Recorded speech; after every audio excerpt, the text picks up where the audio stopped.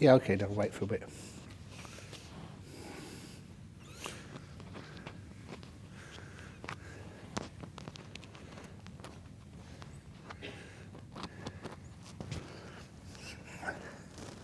Excellent. It's a very, very sad day today. It's the last day of the retreat. Do you miss retreats when they end? Now, sometimes if you look at what happens on a retreat, it's some of the happiest times of your life. There's many things you can do in this world, but the retreats is when you learn something amazing, wonderful, and it stays with you past your death. And it teaches you how to die, it teaches you how to get old, how to relax and have fun and not worry about anything. That's why just the teachings work on all levels.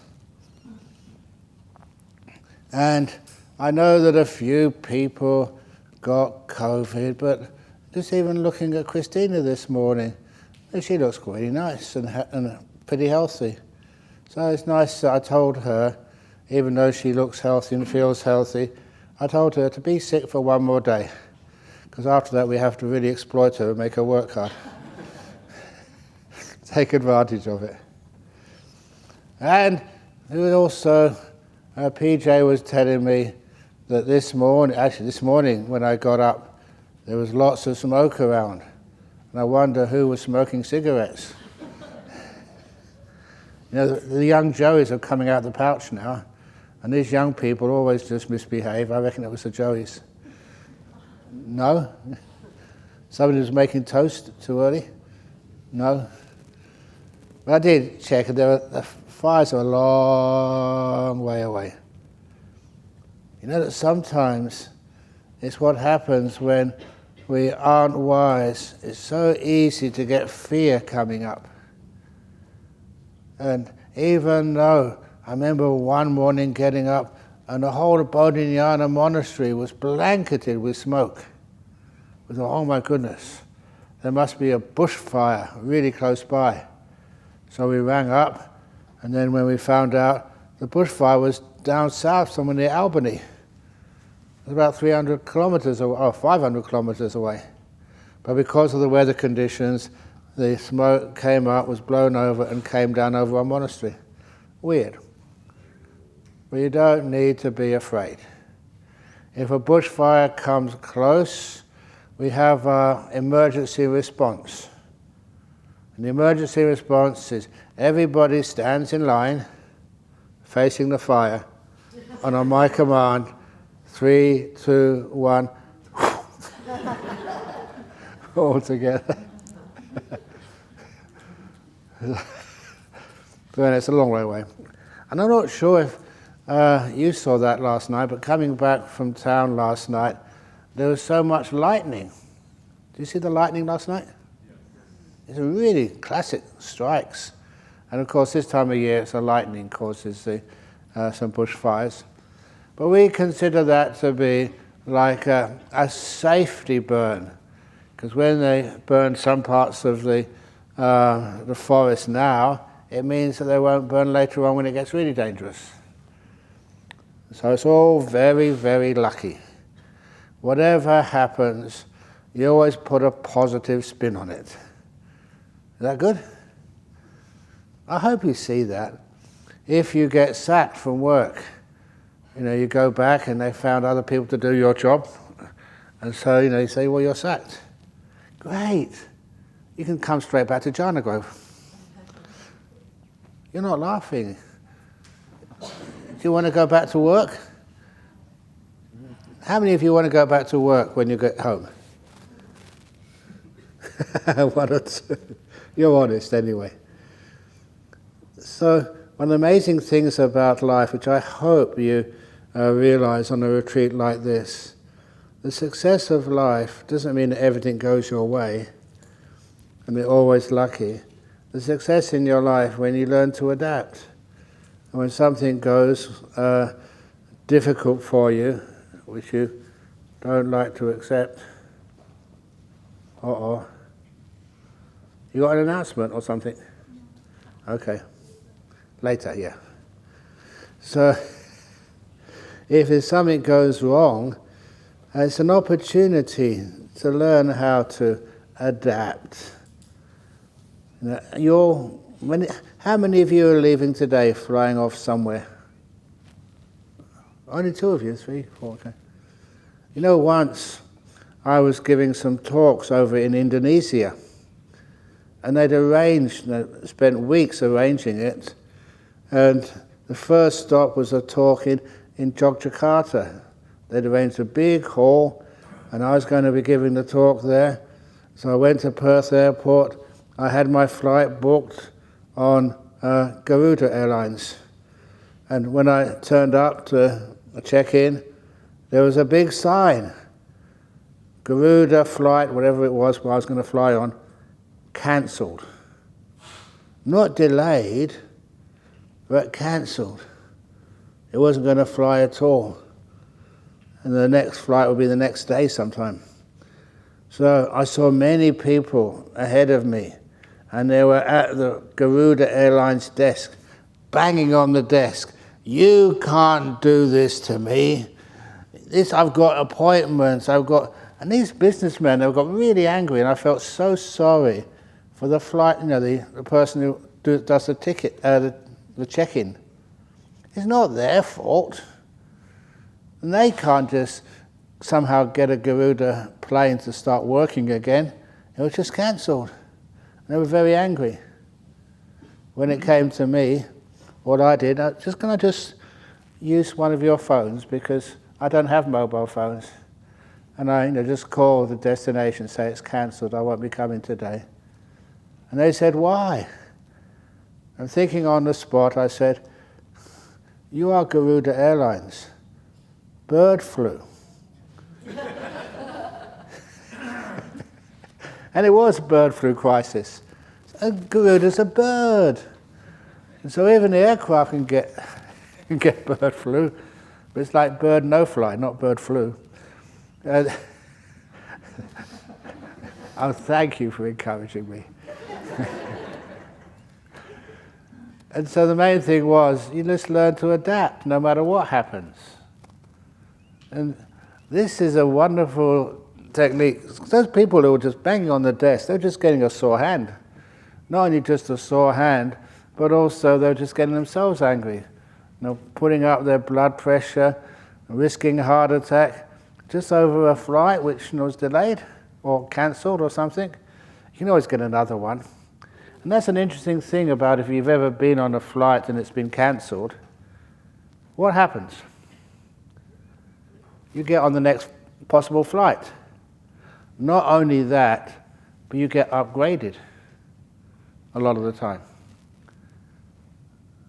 Do you like flying business class?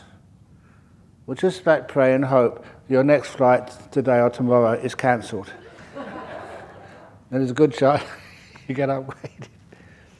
But not only that lent it's a nice story for a simile. You know that some people, they do suffer when somebody passes away, when they die. And there was this couple, they'll be here tomorrow for the Katina. There's just one of the strong supporters, Thai supporters. Just many years ago, I've been here such a long time now. When I first came here, she got pregnant. I had nothing to do it, please. I was just thinking what I was saying. I didn't want to get the wrong idea. I'm a good monk. And anyway, unfortunately, she was the lady, when she did get pregnant, just only pregnancy going to the full term, and when she gave birth, the baby was stillborn. Because what had happened, the little baby had turned in her womb and cut off the blood supply in the umbilical cord. Stillborn. Now, first of all, would you be sad at that? Would you? Does that help? Does sadness bring the kid back alive?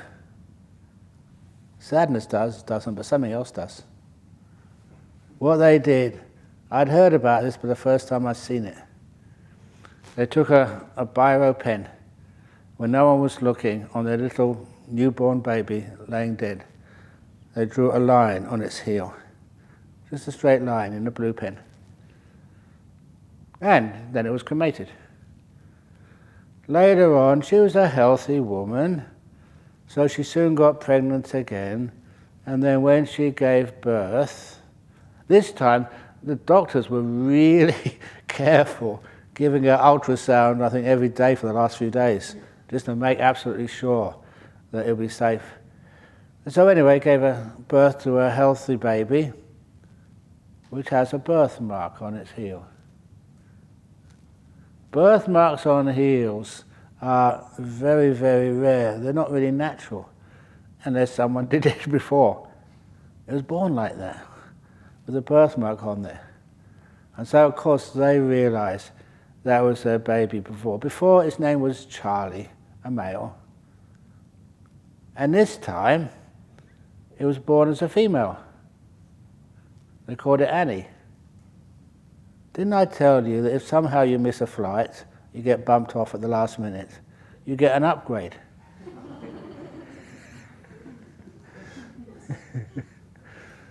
Sometimes the guys get very upset at me for saying that. And the ladies say, yeah! But anyway, because that's people who come to the temple almost every week, you see them, they see little Annie grow up. And it was true the first few years, once it could walk, it would always love hanging out with the other boys. And girls it just did not like. He would beat them up. He would, fight them. He was a tomboy. And even though it had a girl's body, still related to being the boy. Till about 6 or 7 years of age. And then the body you're in kind of takes over and dominates. And she became acting female. It was always fascinating to see things like that. To see you don't lose the kid, it just gets delayed.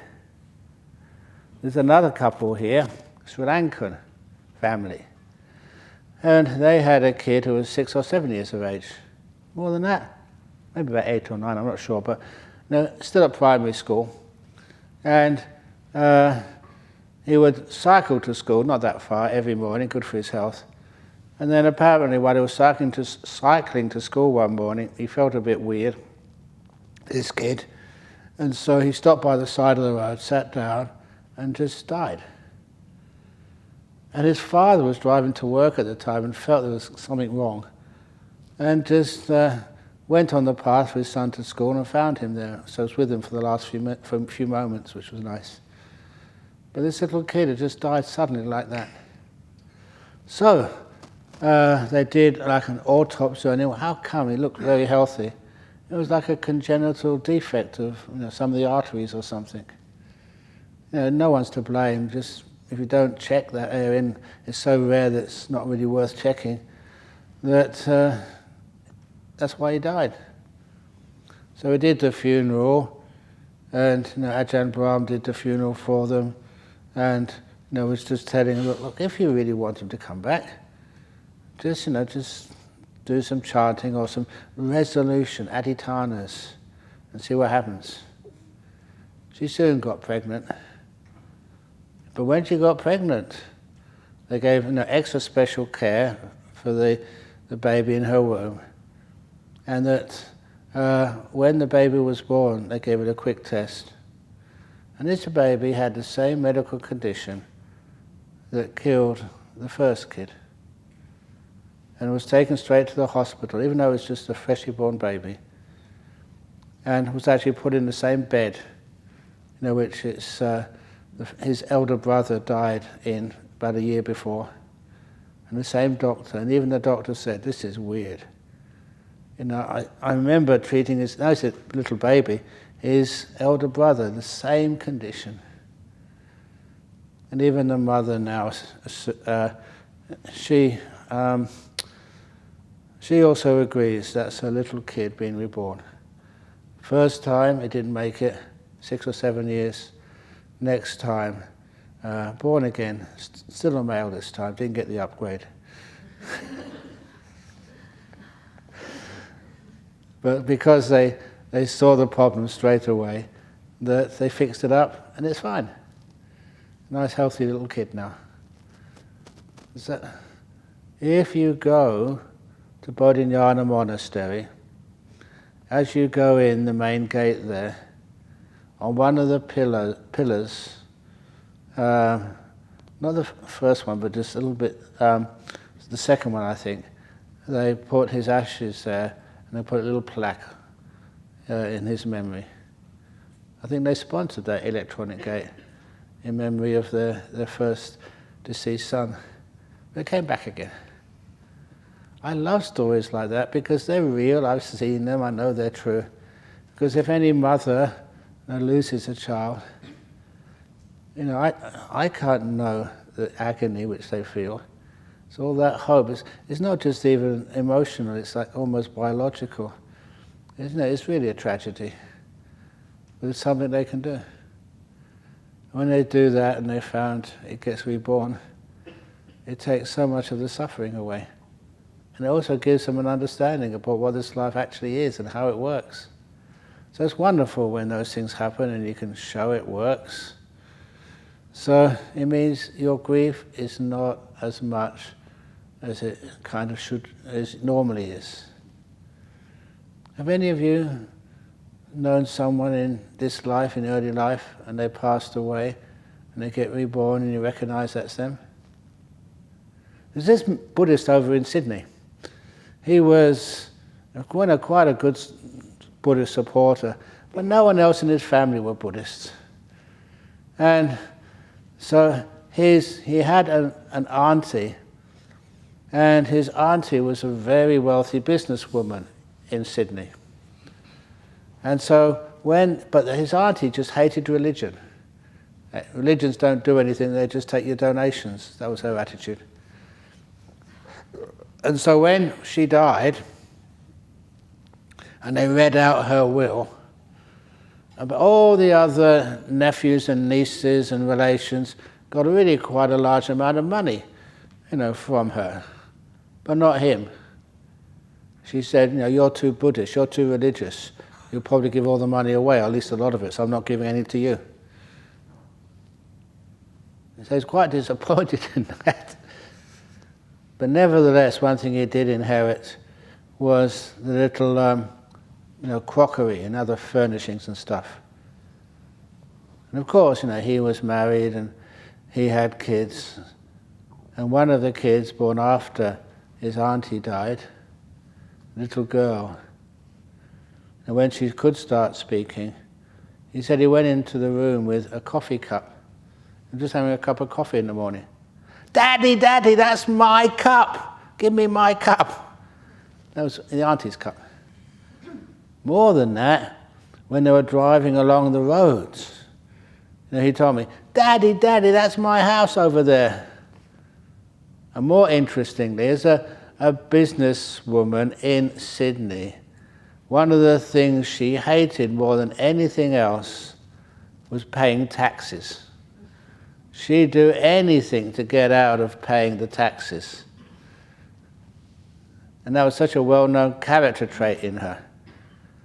And so when the little daughter was passing this big sign about GST, what's called VAT in UK, that's a goods and services tax. When you buy something, you have to give so many % to the government, or something like that.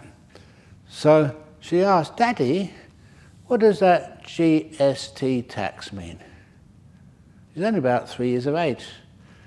Have you known any kids at 3 years of age be interested in tax? And he explained it to her, and she looked at him and said, really serious, Daddy, when you give me any pocket money, I'm not going to pay any tax. It just kind of reminded him of his auntie. And of course, it was his auntie reborn. All the other relations came and saw her and said, it just looks like her. So anyway, those are kind of funny stories, but also interesting stories, because if someone really close to you dies, you haven't got rid of them yet.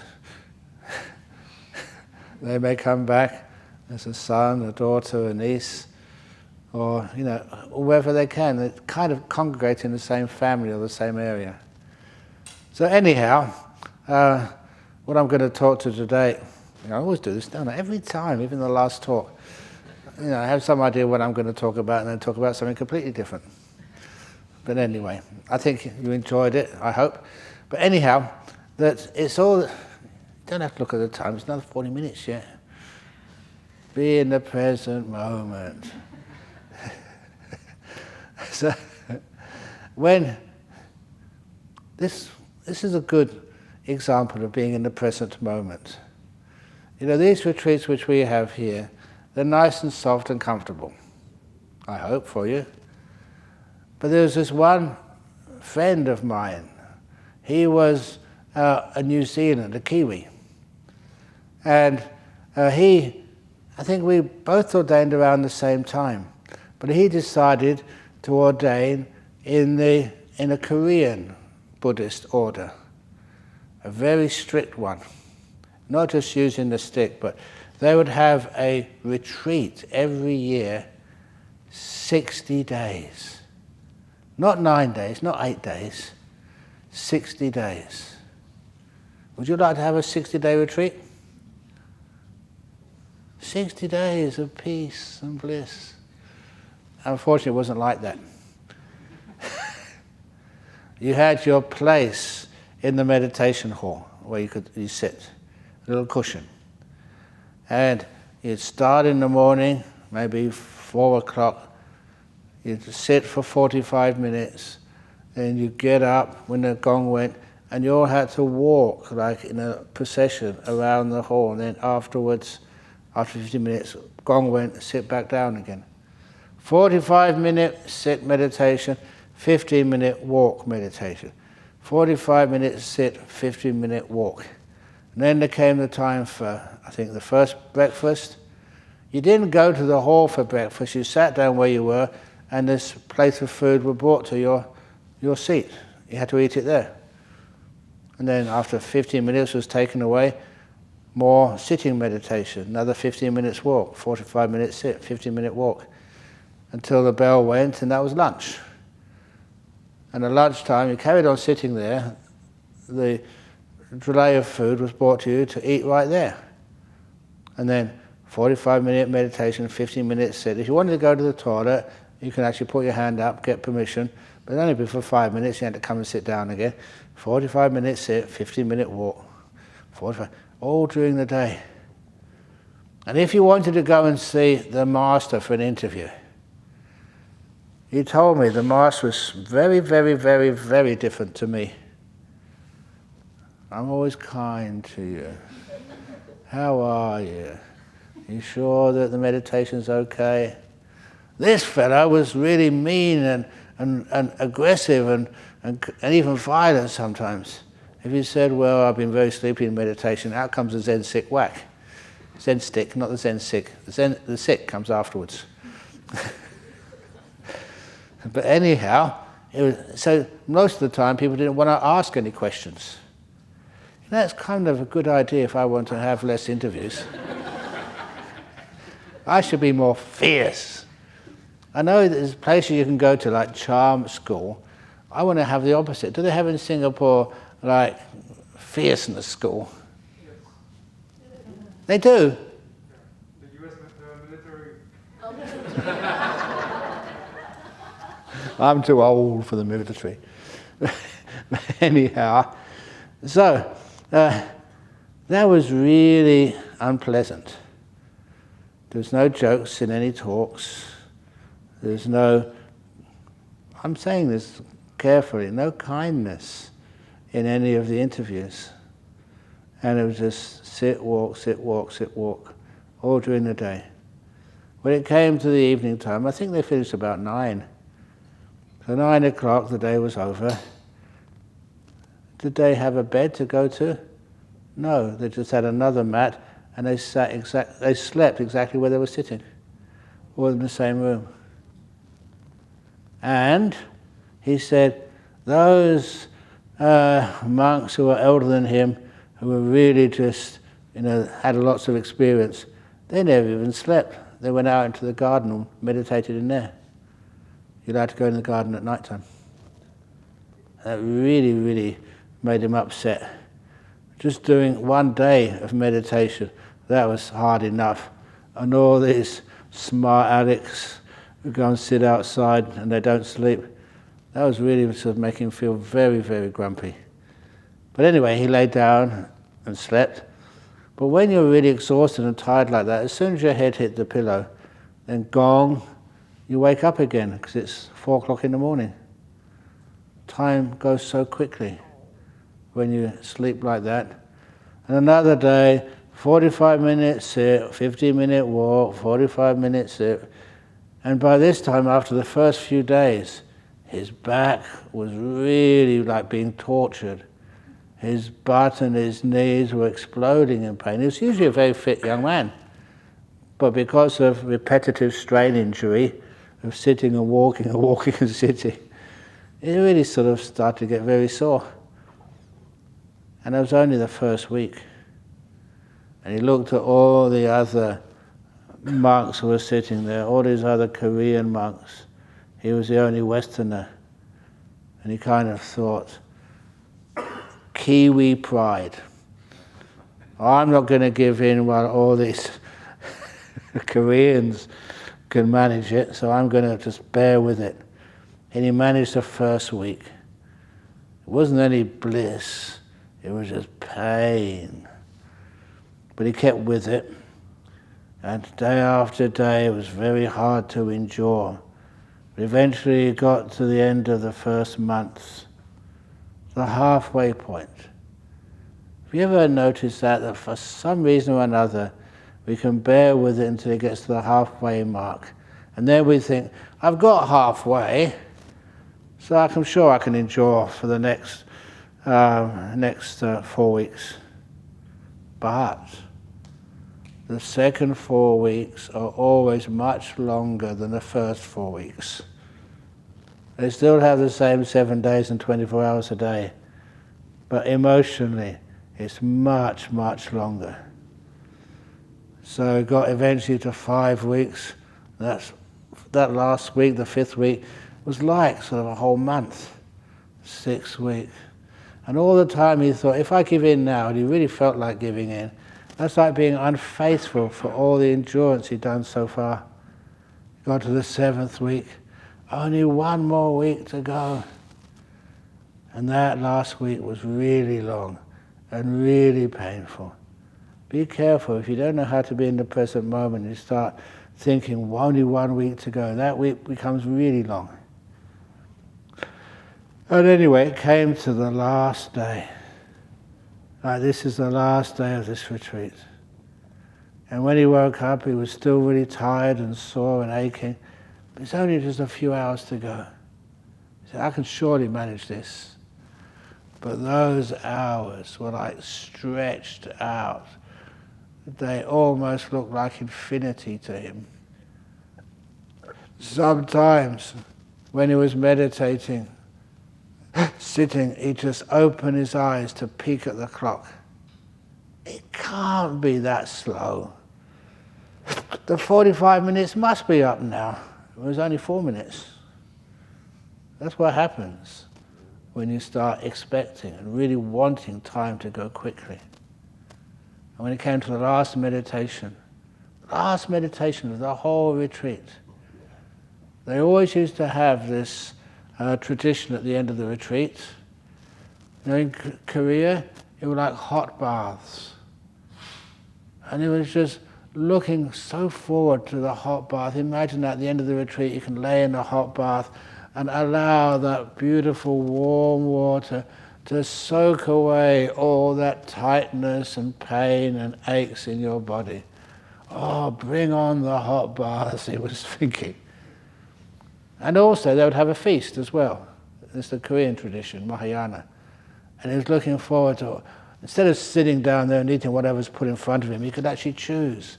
and eat whatever he liked, as much as he wanted, as fast or slow as he wanted. That was like a reward, for all the hard work of that retreat.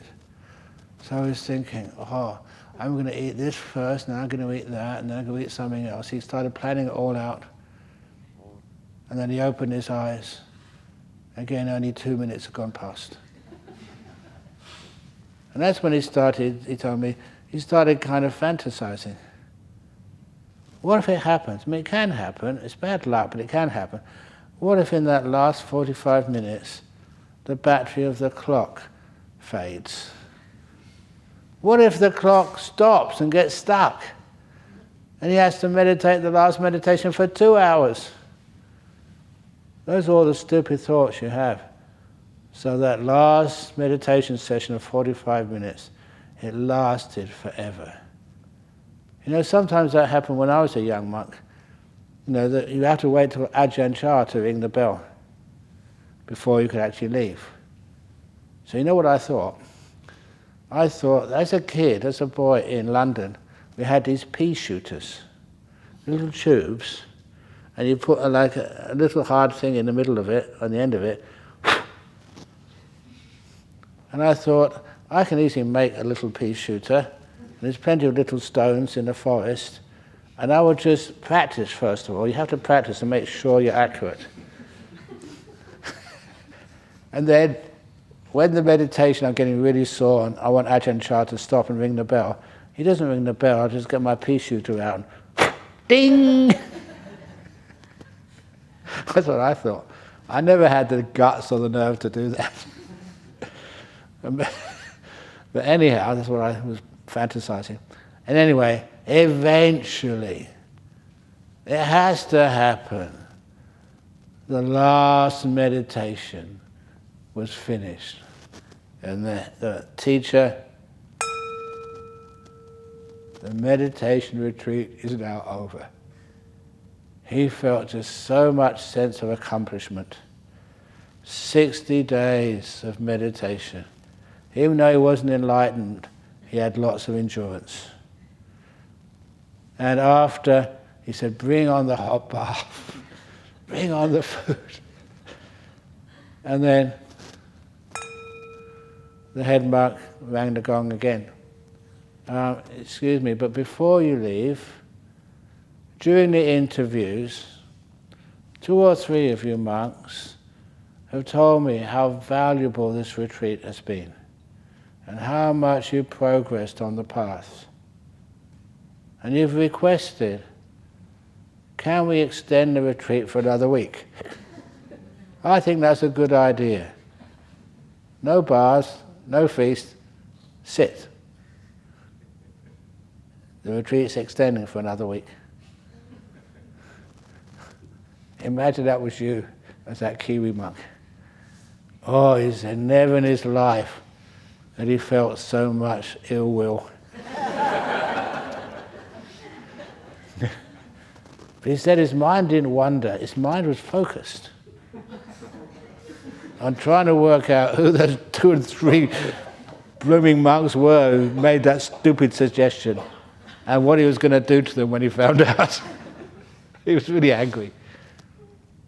One thing he noticed, I think they carried on meditating for another 20 minutes before the bell went. And those 20 minutes passed so fast, like 1 minute. When he rang the bell again, and the head monk said, retreat over, hot bars, feast down there, off you go. And this Kiwi, he was, what? Is this retreat finished or is it carrying on? And he was really confused. And that's when one of the other monks who could speak some English, who'd been there a while, said, the retreat's over. The master does this every time.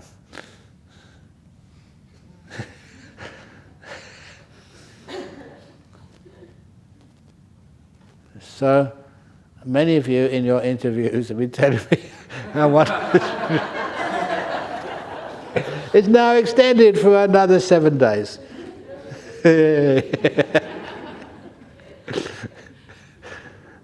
But that was a wonderful teaching, just about how we sometimes plan and how those expectations, the planning causes a lot of suffering, and the expectations, once they don't go as we thought they would go or should go, that's where so much suffering comes from. Whatever happens, I can make something out of this. Whatever happens, you can do something. But if you plan, it must be this way, it must be that way. That's where suffering comes from. So anyhow, that was like a retreat story, which I will always remember. So sometimes you think, and sometimes, I'm not quite sure, even during this retreat, sometimes a bit sort of concerned, what day is it? Because the days are just almost the same. You get up in the morning, you do some meditation, you do the morning chanting, more meditation, then you go and have breakfast, it's pretty much the same every morning, and then you listen to a talk with the jokes, the same jokes every morning. And then you have a rest, and then you meditate in the afternoon, interviews. Do you really remember what the days are? Every day is the same. If it's in Singapore, you know when Sunday is, you know when it's a holiday, you know when payday is. What day is payday in Singapore? Depends on the company. I mean, End of the month. usually some companies don't pay you at all.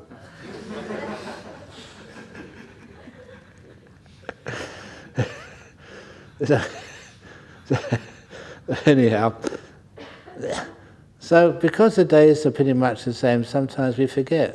Is it Monday, Tuesday, Thursday, Friday? I know that happened to me the first few days here, just on this retreat even. I was a bit tired from all the work I was doing before, teaching the monks, and then come up and give this talk. Is it Tuesday today or Wednesday? So I remember having to ask somebody, what day is it today? That gets me really worried. I was often like that in Thailand, because who needs to know what day of the week it is? It's not like we don't have a payday as monks. So because of that I was a bit concerned when I first came to Perth. In our city centre, the first city centre, which was in North Perth, there was a Nepalese gentleman, a very good Buddhist, but he suffered from epileptic fits. So he had an epileptic fit while I was right with him. So we made sure he wasn't going to swallow his tongue or injure himself, but we decided we should call the ambulance. So we called the ambulance, and because we were in North Perth, very close to things, the ambulance came very quickly. And they looked at him and they said, he's had an epileptic fit. And so he'd come like conscious now. The first thing they asked him, what day of the week is it? He didn't know, he just had an epileptic fit. So they put him in the ambulance and took him up to get checked out and to recover. And then afterwards I asked the ambulance medics, why did you ask him what day of the week it is? And they said, because that's standard procedure. If they don't know what day of the week it is, it must be they're very sick. And so we'll always take them into hospital. And afterwards, that gave me a bit of scare. And I told the person I was with at the time, if they'd have asked me what day of the week it is, I'd be in the back of the ambulance too. Because you live a life which days of the week don't really matter. That's why they're not important to you. And that's why on a retreat sometimes it's wonderful. Isn't it? You know when, say, Sunday is because the shops are closed, or you know when Monday is because it's the day you go to work and you organise things. But those are just constructs of culture. They're no real meaning. So when you go to a monastery, you get into like a beautiful timeless zone. Time doesn't have the same meaning. And even there is a story which I haven't said yet in this retreat, which is a useful story. And it qualifies as an original Ajahn Brahm joke, which I invented. I take full blame for. And that is, how many of you, when you're meditating, You meditate and meditate and meditate and meditate. You don't get anywhere. And you carry on meditating, meditating, meditating, being kind, being generous, keeping precepts. You don't get anywhere. You study Pali, you join Buddhist societies again and again and again, and you don't get anywhere. And this story was the story of the migrant. How do rich countries treat poor migrants? There are people who come as refugees, they flee from disaster or from conflict, and when they come to the country, sometimes they don't know where they're coming to, just any place which is safe. And I noticed a few times, when the first Cambodians came into Perth, because they were nominally Buddhist, they invited other people who were looking after them, in the council, they had these little flats for them. It was again in Shenton Park. And they called us up saying, "You're Buddhist monks here, can you come and look after these Khmer people? These refugees from the killing fields." And of course, you had some idea of what they'd been through, and of course you would drop everything to try and help. But I remember going there, they had a little auditorium, and all these refugees, they didn't know what country they were in, because they'd only known the villages of Cambodia. They never did much geography. Now they're in Australia and just totally lost. And you can see that confusion of a person who's had to flee their home and everything which they were culturally accustomed to. And so I remember Ajahn Brahm started by trying to give a talk. But of course they couldn't understand English. And so we stopped, and I suggested, let's do some Buddhist chanting. And that's what we did, and I will never forget that moment. Because that chanting we do, it's in Pali, it's the same chanting you do in Burma, maybe slightly different pronunciation, but it's recognizable. In Laos, in Thailand, it's a common Buddhist chanting, Sri Lanka. So when we started doing the chanting, you could see all these refugees looking at us in utter surprise. And then they put their hands up in Anjali. And then they started weeping, crying their eyes out. They'd come to Australia, and now there was something, one little thing they could recognize. And that made all the difference. There were some people who could have some understanding, connection of where they came from. And they became close supporters throughout their whole life. And they'd always come to monastery. On Katina Day, on Sunday, there'd be quite a few of them come here, even though they have their own temple, but they still have that gratitude for welcoming them into Australia. But there's also this other man. He was a monk. He eventually left being a monk, but when he came to Australia, he got a job working in the customs and immigration in Brisbane. And so when Laotian refugees started coming in from the refugee camps, displaced, again mostly villagers, displaced by the war in Laos, when they came in, they didn't know where they were supposed to go. They had a kind of refugee passport, but it was the first time they had any document like that. Laotians weren't tourists. They never went to see the sights in New York or in San Francisco. They'd hardly travelled at all. And now they landed in Brisbane airport. They didn't know where to go. I said, just go and show your papers to any of the gentlemen on the counters. And this man, Rod, he was one of the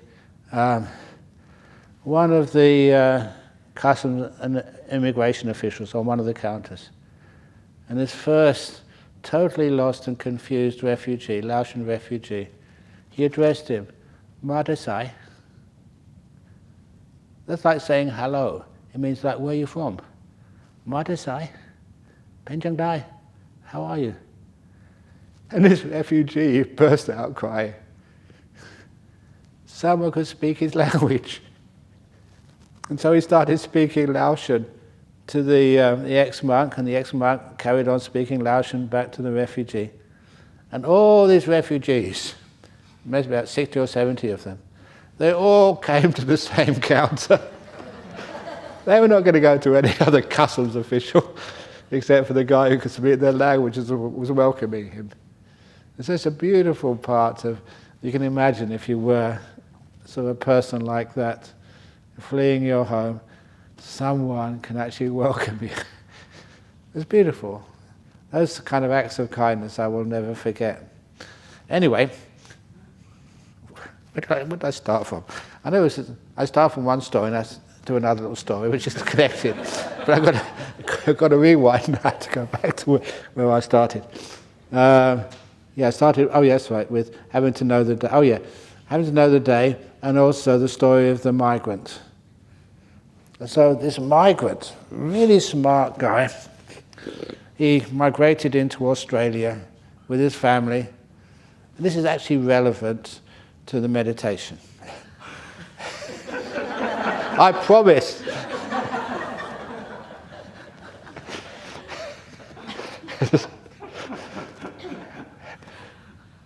So he was a doctor in his home country. But you know what it's like in Australia? They don't recognize your qualifications. Even psychiatry, the College of Psychiatry, that's what they called it, in Australia. There was this fellow invited by one of the big universities. He was a top psychiatrist in the US. They're very well known. And he was invited to one of the colleges, I think, in New South Wales, for 1 year, to assist and help and improve the teaching of psychiatry, in Australia. When he came through the customs, I'm sorry, sir, but you may be qualified in the United States, but you're not qualified here. They wouldn't accept his credentials. And the union said, but don't worry, it's only a simple test you have to do. Here's 2 books you have to study. We'll give you a test on them, and if you pass, then you can be a psychiatrist in Australia. And they gave him the 2 books, and the first book they gave him, he looked at it. Whose name is on this? Who wrote this book? That's my name. I wrote this book. They said, well, we also make it easy, but you have to study it, and you have to do a test on it. And this psychiatrist had to do a test on a book which he wrote. It's crazy, unions. That's why, as I said to you, that if I went to the United States, I would never be allowed to teach meditation. I'm not accredited. They'll probably give me a book like Happiness Through Meditation. So study that. But anyway, with the migrants, so he couldn't work as a doctor. So what do people do in those days? They work as a builder on a building site. So he worked on it. He was fit and healthy, and there was nice exercise. He was smart, so he was working on a building site. And when he came home on Monday, his wife asked him, "How much did you earn today?" And he said, "Nothing. I worked really hard. At the end of the day, I just came home. They didn't give me any pay." I'll go again on Tuesday. So went on Tuesday, same thing happened, worked really hard, didn't get paid. Wednesday, the same. And by Thursday, it was getting very negative. These people in Australia just exploit us as refugees. They say they respect us, but they don't. So he went to work on Thursday and worked really hard, still didn't get anything. He wasn't going to go to work on Friday, but his wife said, "Well, you've got nothing else to do, you might as well go there." So he went to work on Friday on the building site. He never worked hard at all. Even in the mid-morning, the boss called him in and gave him a big pay packet. When he went home, at last I found out how it works in Australia. From now on, I'm only going to work on Fridays. On payday.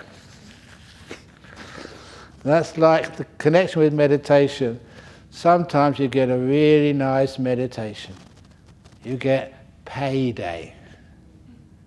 All the hard work you've done, so many days, the same thing, but now it kind of works, it gels, and you get this beautiful peace, maybe even nimittas and stuff. And now you think, I can meditate now. So you do exactly the same again, and it's hopeless. You can't have every day to be payday as a meditator. Every time you meditate and you think, this was hopeless, it's not working, I've got to see Ajahn Brahm, I've got to complain, I've got to ask for my money back.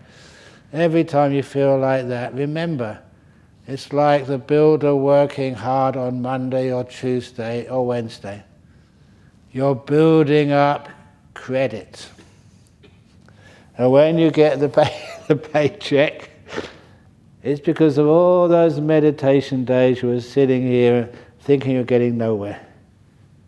You're making credit. And when that credit builds up and builds and builds and builds, that's when you get your paycheck. And sometimes that paycheck is not delivered on the last day of the retreat. So anyone who says, I've been working, meditating really long and very hard, I've got nothing yet, don't worry. The check's in the mail.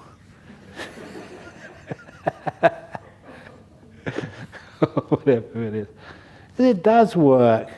Sometimes you meditate and meditate and meditate and meditate and meditate and you get nowhere. Carry on. One thing I would say, that if you meditate, at the end of the meditation, ask yourself, how do you feel? And even the so-called bad meditations, you still feel much better than if you didn't meditate at all.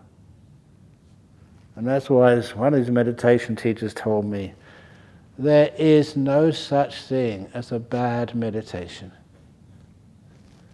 If you're meditating, it's still good, even though you may think it's not.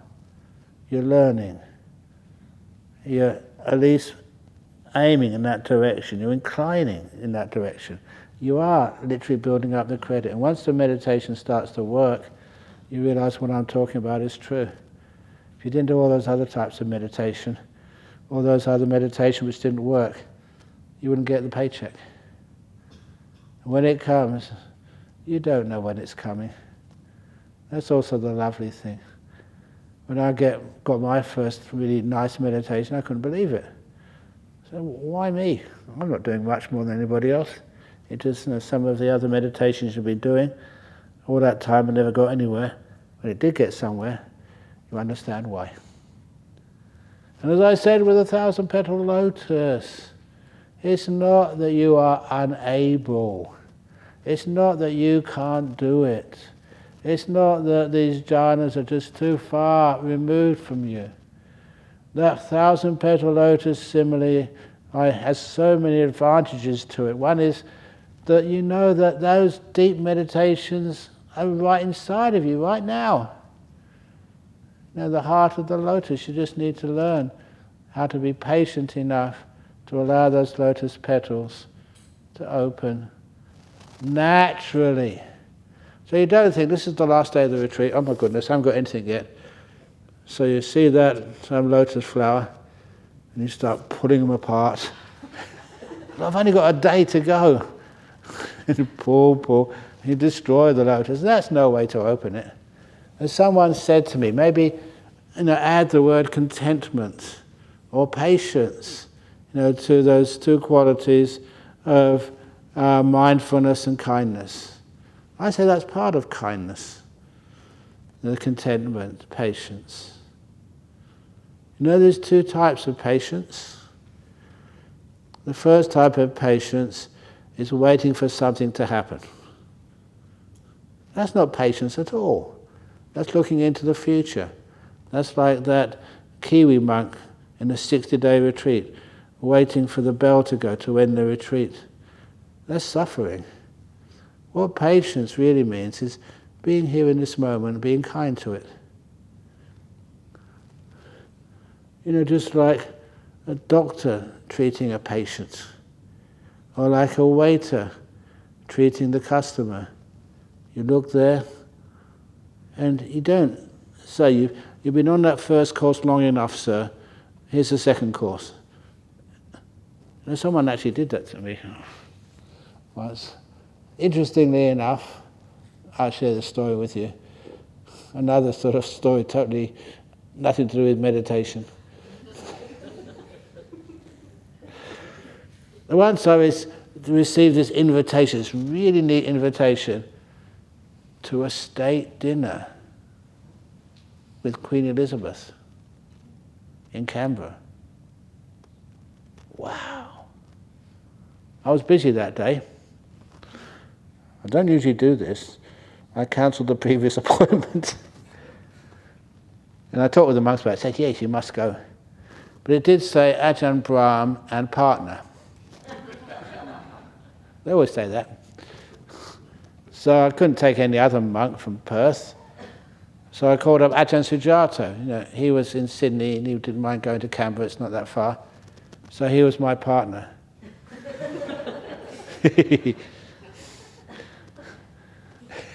And anyhow, I remember him saying that he had a dentist appointment. And he rang up his dentist and said, can I have the dentist appointment today?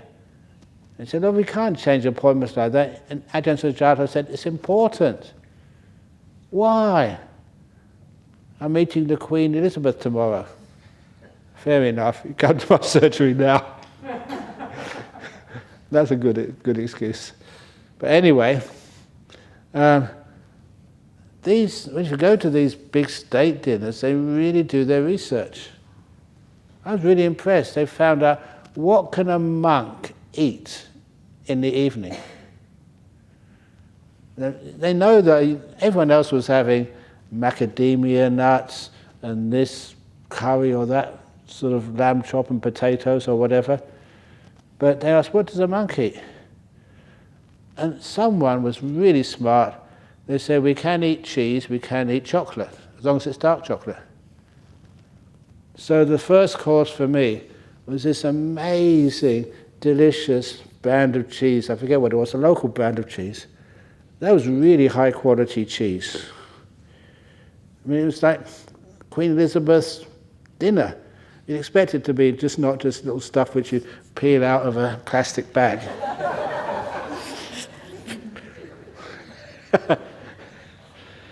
And so I was eating that. It was really delicious. But then the waiters came, and they just, because I was talking so much, I do things slowly, and I was always waste time. So anyway, they grabbed the cheese away, and they gave me another type of cheese. The second course. I forget what the brands were, but really nice Aussie cheese. And so I was eating a couple of pieces of that. This time it was quicker because I knew they could come at any time. And snatch it away. But the last course, I was really impressed. It was dark chocolate. But not just little cubes of chocolate. Whoever did this, I wish I had a camera and take a photograph of it, because it was actually like a sculpture. It's a work of art. They'd taken this brown chocolate and made this, I can't know what you call it, but just, it looked really like it should belong in a museum, not in my tummy. So I just couldn't eat that because it looked too beautiful. I didn't need to anyway. And so that was also the time when the invitation came. Get this nice invitation. So it was from the Prime Minister, John Howard at the time. And I didn't like him, but I thought, who cares? For the state dinner. There's a problem, not just for the food. The main problem was dress code. These high fancy dinners, you have to have a dress code. So I looked at the invitation. They had three choices. The first choice was black tie. Now look, I don't go to these state dinners. Sometimes the Buddhist Fellowship invite me to these big dinners with the President of Sri Lanka, but they know what Buddhist monks are there. They didn't know what Buddhist monks were in Canberra. So the first choice was a black tie. What's a black tie mean? Is that all you wear? Is it some weird, perverted... And apparently, like, black tie is code. It's code for black tie, dinner shirt, tuxedo, trousers and shoes and everything. We didn't have any of those things in monastery. We're monks. So I started thinking, I can't go. Second choice. Second choice was military uniform. I'm a pacifist. I'm not going to go dressed as some colonel or major. So I thought, definitely, I'm not going to be able to go. And I saw the third choice, and I smiled. I can go. The third choice was long dress. It's true, I'm not making it up. It looks like a long dress, that's fair enough.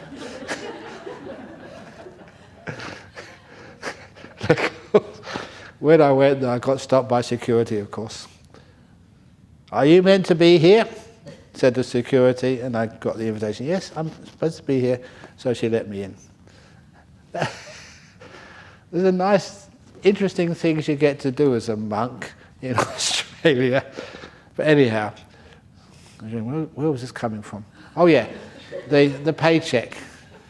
Sometimes you don't know when the paycheck's going to come.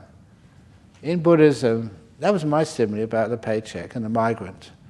In Buddhism, they say it's like filling a water jar, which is taller than your head. So you can't see how much water is in there and how much water still needs to be put in. All you can ever see is another drop of water is entering that jar and no water is going out.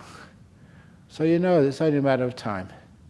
Only a matter of time before the water jar becomes full. You don't know when. And then the water starts to drip over.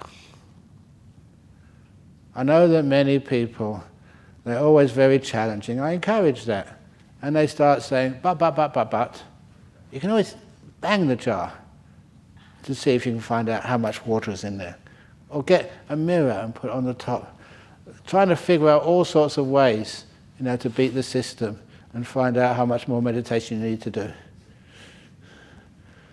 But as simply as it is the best. It's always worthwhile just doing a little bit more meditation, filling the jar a little bit more, and soon it just, surprisingly, one day it starts dripping over.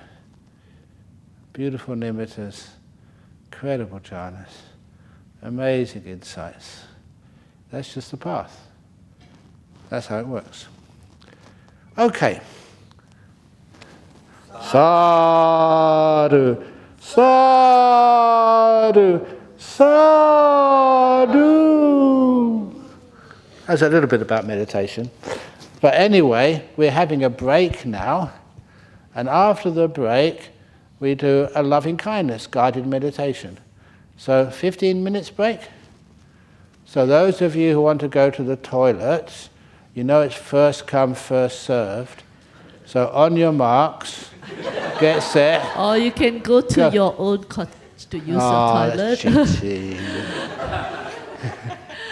Those who have not collected their hand